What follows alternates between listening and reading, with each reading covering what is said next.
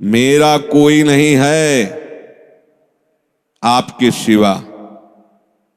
तो जो जो आपने अपना मान रखा वो सब वो घसीट लेंगे, क्योंकि वो कर तुम अकर तुम मन था कर तुम सर्व समर्थ है। दो प्रकार से, या अंदर से विवेक से वैराग्य प्रकट करके, या बाहर से राग ही हटा लेंगे। वो जगह नहीं रखेंगे जिसे आप अपना कह रहे हो। तैयार रहना।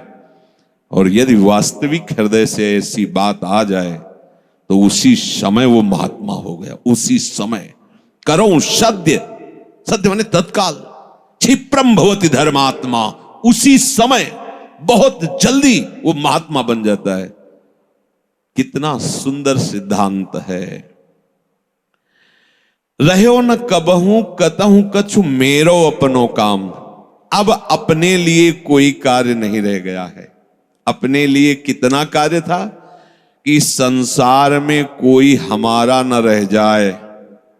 लोग रोते हैं इस बात का कि हमें संसार में कोई प्यार नहीं करता, कोई अपना नहीं। तो यही तो सिद्धि है। आओ इधर, हमारे मार्ग में ये लाभ है कि कोई हमें प्यार न करे। भर्तृहरि जी ने भगवान शंकर जब प्रसन्न हुए, प्रकट हुए, तो वरदान मांगा कि कभी कोई सम्मान से मुझे एक टुकड़ा भी न दे, क्योंकि ये सम्मान, ये प्यार प्रभु से विमुख कर देता है। देखो हम जी तुम्हारे बिना जी नहीं सकते, तुम चले गए तो मेरा क्या होगा। अब वो उसकी बात में ही समझो तुम्हें कितना प्यार कर रहा है। वो क्या कह रहा है? तुम चले गए तो मेरा क्या होगा। ये प्यार है। क्या सोच रहा है वो? मेरा क्या होगा। बस पकड़ लो, कोई तुम्हारा नहीं। कोई तुम्हें जो बहुत प्यार करता हो उसकी बात सुनना, उसमें आप अगर विवेक जागृत है तो उसमें गंध मिलेगी केवल स्वार्थ की, केवल स्वार्थ की। कहीं किसी कोने में तुम्हें प्यार नहीं मिलेगा। पूरी प्यार की जो स्वांग भरी वृत्ति है उसमें केवल स्वार्थ नृत्य कर रहा होगा, केवल वासना नृत्य कर रही होगी, केवल कामना का तांडव होगा। बस विवेक से देखना।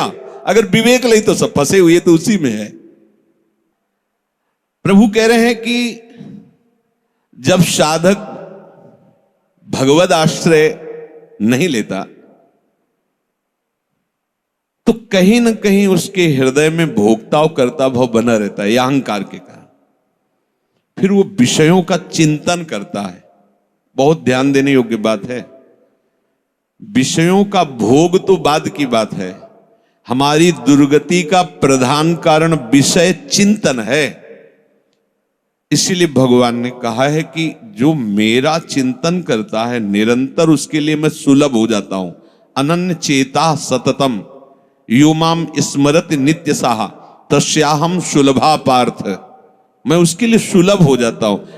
अब यहां ध्यान देना है कि विषय क्रिया नहीं हुई, लेकिन केवल चिंतन आपके हृदय को बर्बाद कर देगा। इसलिए कहा गया कि एक क्षण भी भगवत चिंतन छूटा तो हानि हो गई। ऐसे संस्कार गलत अंदर डाल देगा, वो जलाते रहेंगे। मन जो है ना, ऐसी स्थिति पैदा कर देगा कि ये ज्ञान विज्ञान आपकी समझ में ही नहीं आएगा। ध्यायतु विषयान पुंसः। प्रभु का आश्रय ना लेने के कारण, प्रभु के परायण ना होने के कारण, निरंतर भगवत चिंतन ना होने के कारण जो अंतर होता है वो विषय चिंतन होता है। ध्यान देना। दीर्घकाल निरंतर सत्कार सेवितो दृढ़ भूमि। जब दीर्घकाल तक निरंतर भगवत चिंतन का अभ्यास किया जाता है तो दृढ़ भूमि वो इतना पक्का हो जाता है कि फिर आप छोड़ना भी चाहो तो नहीं छोड़ सकते। जैसे विषयी पुरुष भले कहीं भागवतिक स्थान में भी बैठा हो पर वो अपना ही दृश्य देखेगा, अपना ही चिंतन करेगा। ऐसे भागवतिक पुरुष भले ही वो विषय प्रपंच में बैठा हो लेकिन वो अपना ही दृश्य देखेगा, अपना ही चिंतन करेगा।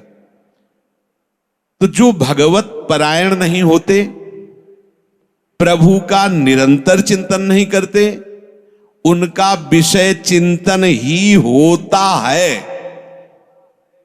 वो विषय चिंतन ही करता है ऐसा नहीं कह रहे। स्वाभाविक होता है विषय चिंतन उससे, क्योंकि भगवत परायण नहीं है, निरंतर भगवत भजन का अभ्यास नहीं किया तो होगा क्या?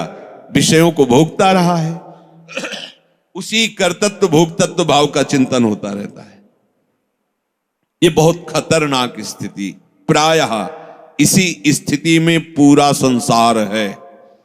बैठे बैठे बस वही चल रहा है, ये किया वो करूंगा, ऐसा बना लिया वैसा बना लूंगा, अब इतना ऐसा हो जाए फिर वैसा हो, और ये सब का सोचते सोचते काल आ गया, मृत्यु, शरीर छूटा।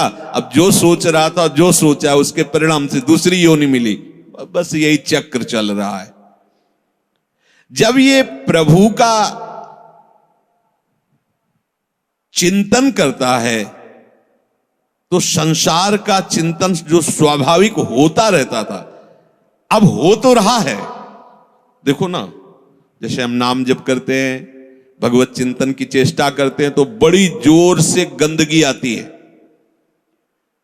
ये सबका अनुभव है जो भजन करते हैं, बड़ी जोर से, जैसे कि दरिया में उफान आ गया हो। एक से एक गंदी से गंदी, मतलब जो आपको भी लगेगा कि यार ऐसी बात कैसे हो सकती है, बिल्कुल घृणित। वो आराध्य देव पर घृणित भाव, वो अपने गुरुदेव पर घृणित भाव, वो कुछ भी डरना नहीं, समझना। ये आपके, तो आपको लगेगा कि कितना नीच हूं, कितना गंदा हूं, क्या क्या सोच रहा हूं, कैसे, मतलब कुछ नहीं, समझना। बिल्कुल तटस्थ भूमिका होनी चाहिए। मैं थोड़ी सोच रहा हूं ये सब गंदी नाली के कीड़े की तरह मन इंद्रिया भोगों में रहे, अभी गंदगी फेंक रहे, बिल्कुल तटस्थ। अरे मैं प्रियाजू के लिए क्या सोच रहा हूं, मैं लालजू के लिए क्या सोच रहा हूं, और मैं गुरुदेव के लिए क्या, बिल्कुल नहीं। ये बेईमान लोग हैं, ये हमको भयभीत करेंगे, हमारी निष्ठा बिगाड़ेंगे, हमारा भाव बिगाड़ेंगे, बिल्कुल नहीं मानना। ये हम बहुत खूब अनुभूत सोची समझी बात कह रहे, खूब साधकों से मिली हुई बात। ये अपने आराध्य देव पर ही गलत भाव कर लेगा, ये अपने गुरुदेव पर भी गलत भाव कर लेगा। आपको डरना नहीं है, ये किसी भी तरह से आपको हटाना चाहता है। जहां आप भगवत चिंतन में लगे, अब भगवत चिंतन आपके हृदय में आए हुए या बसे हुए या पुराने संस्कार सब मिटाएगा। बिल्कुल आपको चिंता नहीं करनी, बस चलने दो। नाम कीर्तन, नाम जप, मंत्र जप, वाणी चिंतन, चलने दो। सेवा, ये जितनी गंदगी, बस चुप रहो, देखते रहो। उबने की जरूरत नहीं, खिन्न नहीं होना, ना हर्षित होना है। दोनों बात समझ, खिन्न हो गए तो वो टिक जाएगा, ऐसा क्यों नहीं है। उसमें गंदगी जब धुलाई हो रही तो निकलेगी सब बाहर, शांत एकदम। बहुत गंभीर होना चाहिए उपासक, इस स्थिति वाले को एकदम घबराना नहीं चाहिए। वो फिर अच्छी बातें भी डालता है जो संसार में सुखद मानी जाती है, उसमें आपको हर्षित नहीं होना, तटस्थ। यहां तक कि वो भागवतिक बातें भी डालेगा तो आपको भी गंभीर रहना है, क्योंकि वो थोड़ी देर जब समझ गया कि ये भागवतिक बात को सुनता है, तो जहां भागवतिक बात दी आप सुनने लगे, तो अपनी पेशगी कर देगा। आप समझ ही नहीं पाओगे, दस्तखत करवा लेगा। बहुत चतुर है, इसीलिए सबसे बड़ा चतुर सृष्टि में कौन है? रामाय भजते चतुर नर, उसे सुजान कहा गया है, क्योंकि इन सब चतुरों को भी काबू में करने की सामर्थ्य भगवान नाम जापक में है। एक एक हरकत वो मन की देखता रहता है, एक एक हरकत, छोटी सी छोटी उसकी चेष्टा। अच्छा समझ में आ रहा है, ठीक। कुछ नहीं, कोई नहीं बिगाड़ सकता, बस आप झुकना नहीं इस पे। बाहर की बात नहीं कह रहे, यहां की बात। आप उदास मत होना, आप निराश मत होना, और आप इनके आगे झुकना नहीं, दुष्टों के समुदाय के आगे। एक से एक पेशगी देंगे, आपको निराश करने की चेष्टा करेंगे, आपको ऐसा कर देंगे कि लगेगा भी इस भोग के बिना तो हम जी नहीं सकते, अब ये भोग भोग ले, फिर भगवान मिले या ना मिले। झुकना मत इनके आगे। ये दुष्ट प्रवृत्तियां आपको रौंदने की चेष्टा कर, और आप तभी नहीं झुकेंगे जब मत परायणा भगवदास। अगर भगवदास तरेरी तो बातें बोलते रहो, कुछ नहीं होने वाला, वो अपने आप वहीं आपको आकर्षित कर लेंगे। तो जो भगवद आश्रय छोड़ चुका है और संसार का आश्रय लिए है, तो चाहे जितनी चतुराई करे, संसार का ही चिंतन होगा। और संसार का चिंतन है विषयों का चिंतन, और विषयों का चिंतन है दुर्गति। स्पष्ट समझ लीजिए, क्योंकि विषय चिंतन में राग प्रियता आसक्ति पैदा होती है। जैसे विषय चिंतन होता है तो उस विषय चिंतन के प्रति राग होता है, प्रियता होती है। अगर ये वस्तु मिल जाती आज खाने को, ये भोगने को, ये देखने को, ये सुनने को, मजा आ जाता, आनंद आ जाता। ऐसा राग, प्रियता और आसक्ति और विषय सेवन की ललक अब रहा नहीं जा रहा। ये कब शुरू हुआ? विषय चिंतन से। ध्यान रखना, ध्यायतो विषयान पुंसः संगस्तेषुपजायते। विषयों का ध्यान करने से, चिंतन करने से विषय संग अर्थात आसक्ति उसके हृदय में प्रकट होती है। अब तो रहा नहीं जा रहा, अब वो भटक रहा है, क्या करूं, कैसे करूं, कहां वो पाऊं, ललक रहा है अंदर। बड़ी दुर्गति की ये स्थिति होती है। प्रायः हर साधक इस आग से जल करके आगे निकलता है। आग बुझाने की चेष्टा मत करना। इसमें अगर आपने थोड़ी भी बैलेंस बनाने की कोशिश की तो मार्ग छूट जाएगा। इस आग से ही निकलना है, पक्का तय करो। आग को बुझा करके निकलना है, कभी नहीं, निकल ही नहीं सकते। और जब आप इस आग में कूदोगे तो ये आग जलाएगी नहीं, चंदन हो जाएगी। बाहर से तुम्हें लपटें दिखाई देंगी और जब अंदर प्रवेश करोगे कि हे प्रभु आपके लिए मैं जलूंगा, तो कहीं भी धुआं भी प्रवेश नहीं हुआ विभीषण के घर में। पूरी लंका राख हो गई, एक विभीषण कर गृह नाय। पूरा संसार जल रहा है, कामाग्नि, क्रोधाग्नि, लोभ, लेकिन भक्तों के हृदय में उसका धुआं भी प्रवेश नहीं करता, क्योंकि वहां भगवान का आश्रय है। विषयों का सेवन शरीर से भी ज्यादा घातक है मानसिक सेवन। समझना, साधक क्या समझता है कि मैंने कोई क्रिया तो की नहीं, अच्छा बहुत चतुर है, मानसिक पाप लगता नहीं, कलिकर एक पुनीत प्रतापा, मानस पुण्य होए और नहीं पापा, तो बैठे बैठे बस। गलत बात समझिए। शारीरिक सेवन से ज्यादा गंदगी पैदा होती मानसिक चिंतन से। शारीरिक सेवन से उतना सुखासक्ति नहीं पैदा होती जितनी मानसिक चिंतन से। देखना खुद, जब ये मन आपको किसी भोग के लिए आकर्षित कर रहा हो तब देखना कैसा वो सुख देता है, और जब आप उसी भोग को भोग रहे होंगे तब देखना फिर लगता है कि वो तो जो चिंतन में था वो तो समझो शारीरिक क्रिया से ज्यादा घातक मलिनता पैदा करता है मानसिक भोगों का संयोग। उसमें विषयों की विशेष आसक्ति पैदा हो जाती है। वो ऐसी प्रियता होती कि बार बार हृदय को चूर चूर करती रहती है। तब देखो ना संसारिक पुरुषों को, देखो ना, अब वो विषय सेवन करे चाहे ना करे, विषय राग उसका नाश कर चुका। ये बहुत समझने की बात है कि हम किसी से मिलते नहीं, हम किसी से, लेकिन एकांत बैठकर अगर आप मन के साथ विषयों में विचरण कर रहे हैं तो आप में और एक घोर संसारी में कोई अंतर नहीं है। संसारी को तो एक दैन्यता भी रहती कि मैं बड़ा नीच हूं, कामी हूं, और अपने अंदर एक अहंकार रहता कि मैं बैरागी हूं, मैं महात्मा हूं। समझते रहे ना, शरीर से क्रिया नहीं हुई पर मानसिक आप उसका संयोग सुख चिंतन के द्वारा, तो आप बहुत मलिन हो रहे हैं, आप अपना बहुत बुरी तरह से पतन कर रहे हैं। ये भगवत वाणी है। तो होता है ना स्वाभाविक, उसमें हम क्या कर सकते हैं? उसमें नाम जप कर सकते हैं आप, वही तो डिलीट करेगा, चतुराई नहीं। कई बार सत्संग में कहा, कुछ भी चल रहा है अंदर, मन फेंक रहा है, राधा राधा राधा राधा, ये जो आपका राधा राधा चल रहा है ना, एक भी चाल उसकी नहीं चलने देगा। वो चाहे जो विषय सेवन की बात, विषय सुख की, बार बार राधा, तो वो जलाएगा तुमको। बंद करो ये राधा नाम, पहले हम जो पेश कर रहे हैं उसमें तन्मय हो, बस आप छोड़ना नहीं तो हानि हरिवंश के नाम अंतर परे। कहे हनुमंत विपत्ति प्रभु सोई, जब तो सुमिरन, यही विपत्ति फंसा देगा। अरे बहुत विचित्र है, ये बहुत विचित्र है। लड़खड़ा कर कदम वहीं खड़े हो जाएंगे जहां चिंतन चल रहा है। बहुत घृणित मन की ये चिंतन वाली वृत्ति आपको क्रिया में उतार देगी, आप रुक नहीं पाएंगे। संगात संजायते कामः, जब आप विषयों का ध्यान दीजिए। ध्यायतो विषयान पुंसः, ये होगा सबके होता है। जब लोग बात अरे हम तो समझते नहीं थे, ये काम ही है, आश्चर्य की बात है, कोई आश्चर्य की बात नहीं।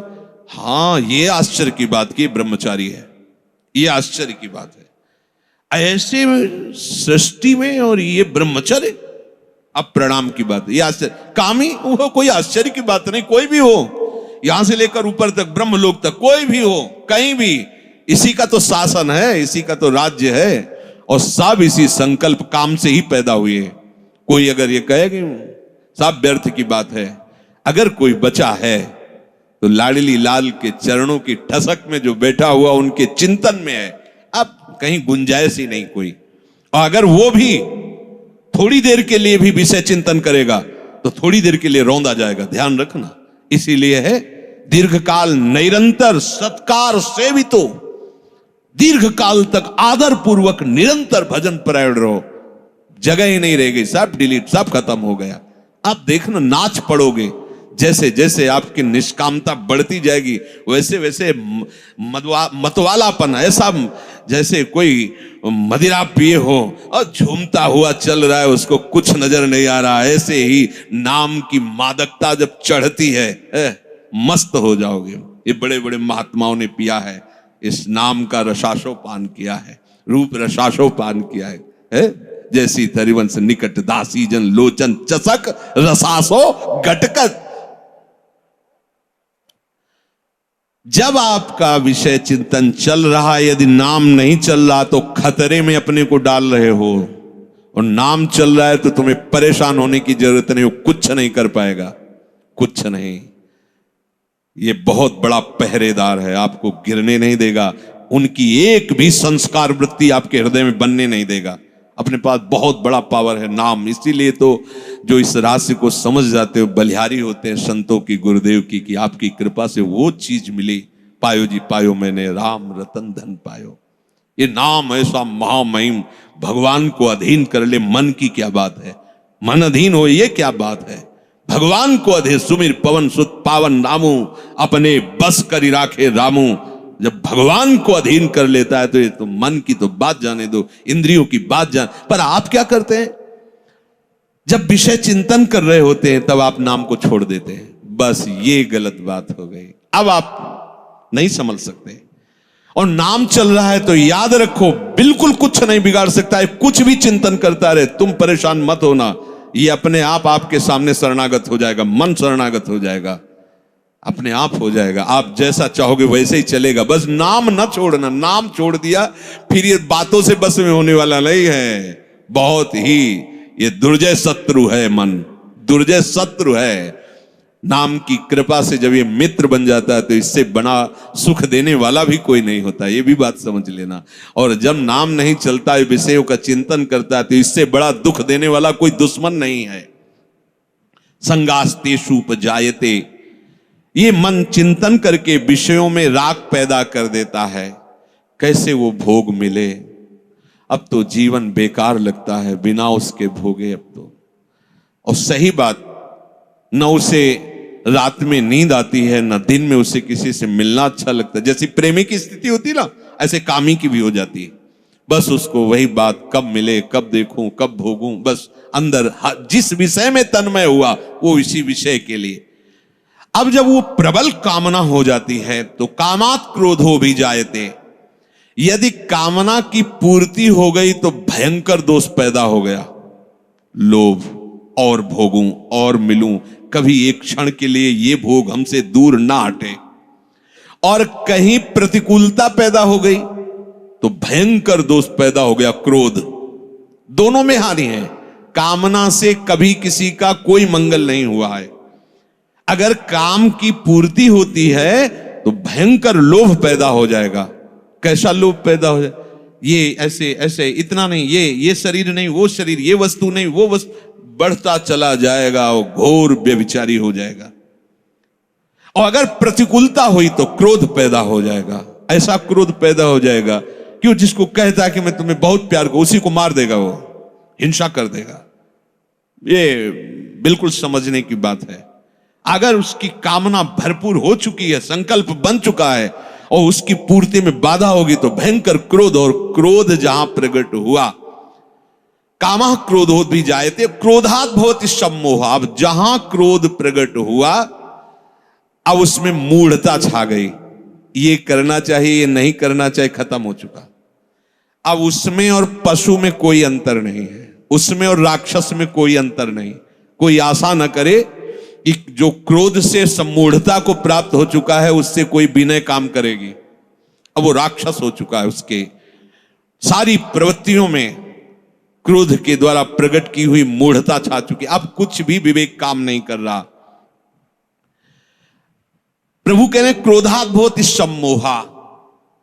ऐसी मूढ़ता छा जाती है जो विचार की गुंजाइश नहीं रह जाती। वो रो रहा है सामने, या कोई, अब देखो रसेंद्री की ऐसी प्रबलता हुई, पशु पक्षियों को मार के खा रहा है जीव।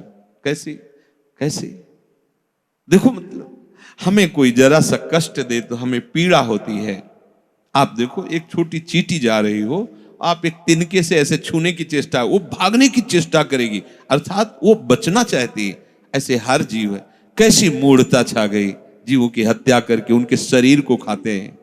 मनुष्य बढ़िया कपड़ा पहन करके, बढ़िया सुंदर भोग सामग्रियां हैं, खाइए पिए, खूब भजन कीजिए, नाम कीर्तन कीजिए, भगवद आश्रित, किसी को कष्ट देने के लिए, अपनी रसेंद्री के लिए। ऐसे ही प्रत्येक इंद्री के लिए जो कामना युक्त हो जाता है वो आसुरी भाव है, राक्षस है। वो देखने में केवल लगता है मनुष्य नहीं, उसकी प्रवृत्ति अंदर से राक्षस है।